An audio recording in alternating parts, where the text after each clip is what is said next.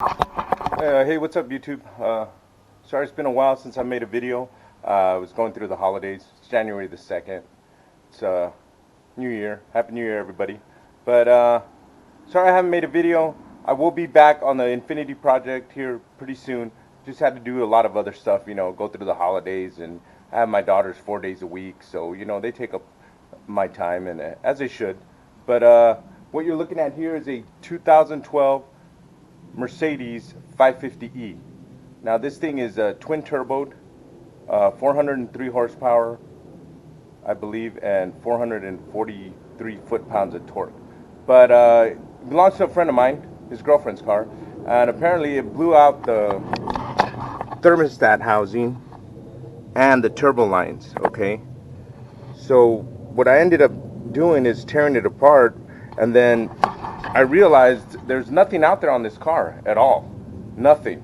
I looked up Mercedes cooling lines or this or that, and they all seem to have different engines, but this is a 4.6 twin turboed, like I said, 400 so and so horsepower. But what ended up happening to it is I'm not sure if the thermostat blew first or the turbo cooling lines blew first, but the turbo cooling line went out, and then the thermostat was. And I got the parts over here. I'm going to show you what I'm talking about here. Very hard to find the parts, and I still couldn't find the lower hose, but I'm going to show you what I'm doing over here. Okay, here's the original thermostat housing. See how it blew right there?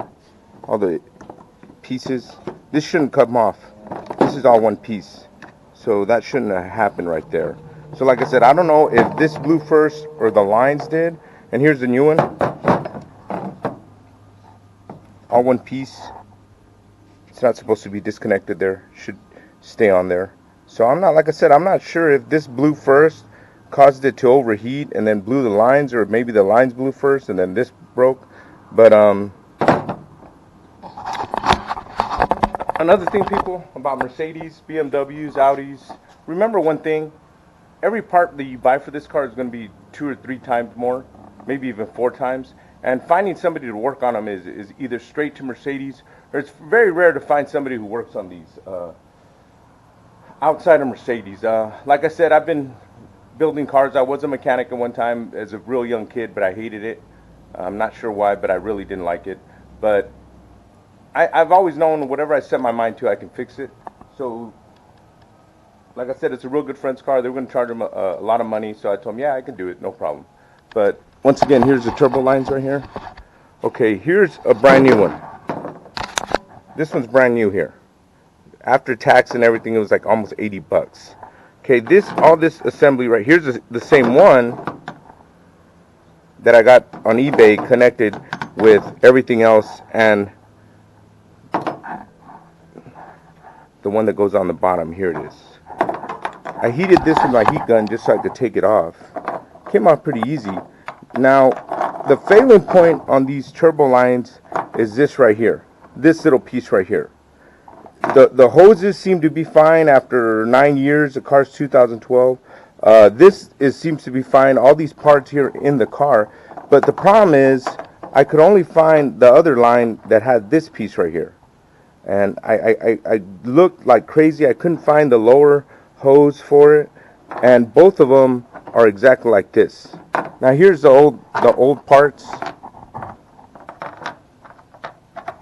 This is the failing point every time, from what I've understood and researched. This right here, this little piece right here, it breaks off of here into the block, and it breaks off right here and stays inside the hose. That's not coming out. It doesn't matter if it comes out or not. That's why I just cut this hose, because it didn't matter. These didn't fail at all either. It seems to be always this plastic, composite plastic or whatever it is here. But that failed.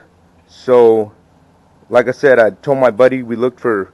what happened was I actually tore that all apart, put it back together, and then that's when I realized the turbo lines were blown too. And you couldn't even tell because it was all put together.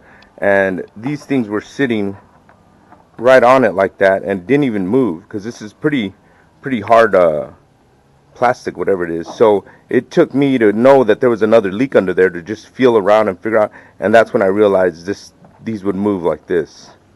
So okay, and this is the pieces that stayed in the block. You have to get this out before you put the new parts in. What I did is I got a screw that was just an old beat up ugly screw, and just threaded it in there just a little bigger and kept threading it inside the block until I threaded it in there pretty good, and I was able just to pop that old piece out, you know. And what else? Oh, another thing, these cars here, Mercedes has a bunch of different engines in these cars, all right? So when I looked up the Serpentine diagram for it, I could not find nothing on it. They're all different. This car's was I couldn't find a diagram on it. I really couldn't. I could find the 4.6, but I couldn't find the diagram on the Serpentine belt. So what did I do? I had to go back the old way, the way you would do it. You would just write it out yourself and write down the pulleys, and probably only a language or writing I can understand. But that's it. So that's going to be my reference when I put the Serpentine belt back on. But like I said, I'm going to put this thing back together for my friend. Since I didn't document anything tearing it apart, I was going to go ahead and put a piece on and then record that, explain how I did that, and so forth and so on. And another thing I realized that about this car is that there is nothing out there on this 4.6. Nothing at all. Not even anybody working on it, showing you. There's other Mercedes, but there's nothing on the 550e twin turbo. So maybe it's a rare car. I don't know. It's expensive, I'm sure. But I'm going to put this back together, and then we'll go from there. I'll get back with you guys here in a minute. One thing I forgot to mention about when you're working on these cars, man, you got aluminum, metal bolts, composite plastic parts. Don't over torque anything, because you could over torque the bolt and ruin the thread in the aluminum heads or wherever it's bolting onto. Break the plastic composite part. You know what I mean? Just the right way would be have a torque wrench, a small one, and get all the specs on that. With me, I've been doing this so long that I know that how far to tighten it, more or less. You know what I mean? Without anything breaking and it being tight enough. But just be careful with that. And then here's the 2 turbo lines right here. Okay. Right here. Okay, this bottom one here, I just took the piece off of this one right here. This one I got it used on eBay. Top, bottom, but that other one didn't fit, like I said, and that's the only one I could find. I don't know why I couldn't find the other one. The top one is new.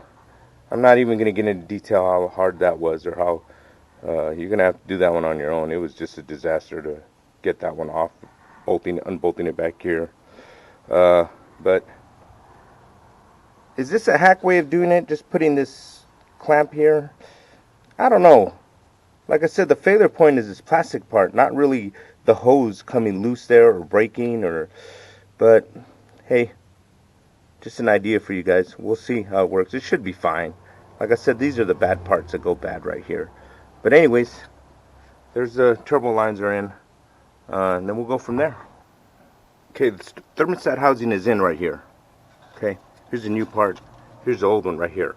So it consists of 4 bolts that hold it in, minus all these little connections that you got to disconnect and so forth. It's got 3 bolts, 1, 2, 3, 4. 4 total. Got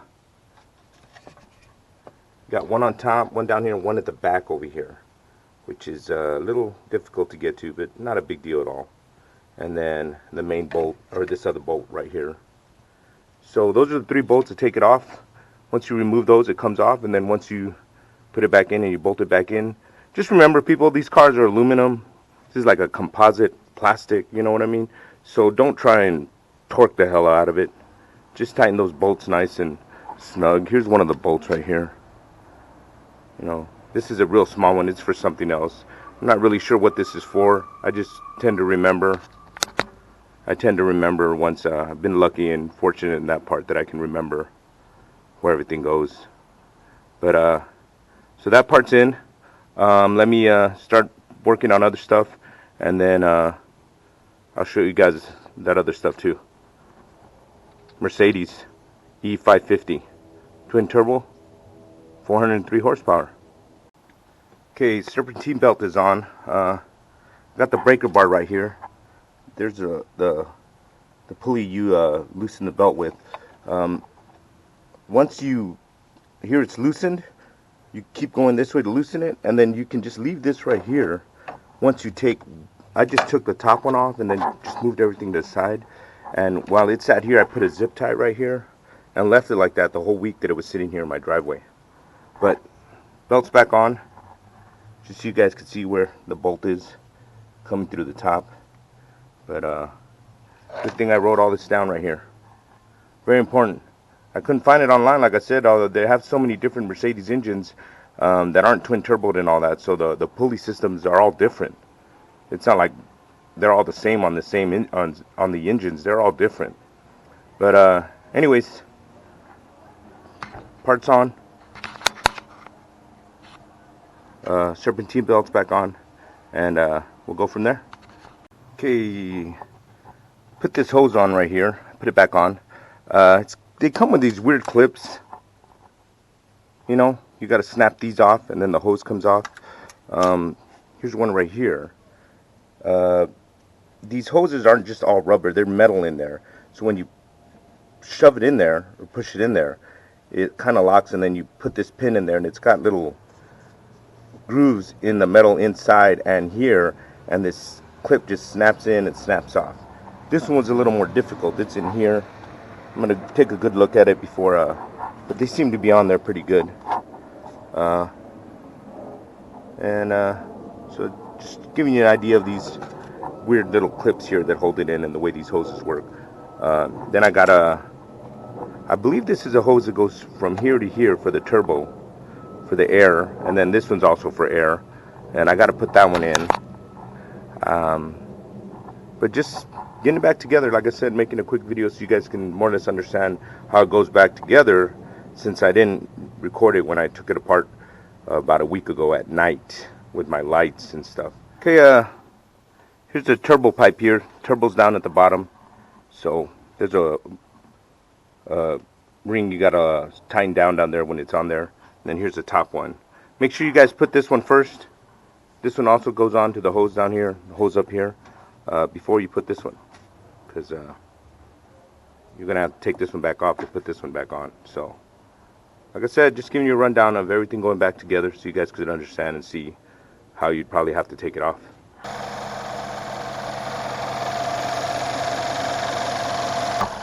So everything looks good. Looks like I got it done. Looks like it's running good. I got the radiator cap open over there. Make sure it's completely full. But hey, looks like it's done. Just a matter of buttoning up and putting all the little, pieces, the air vents and all the other crap that go on there. But hey, it looks like I saved my buddy's girlfriend a ton of money.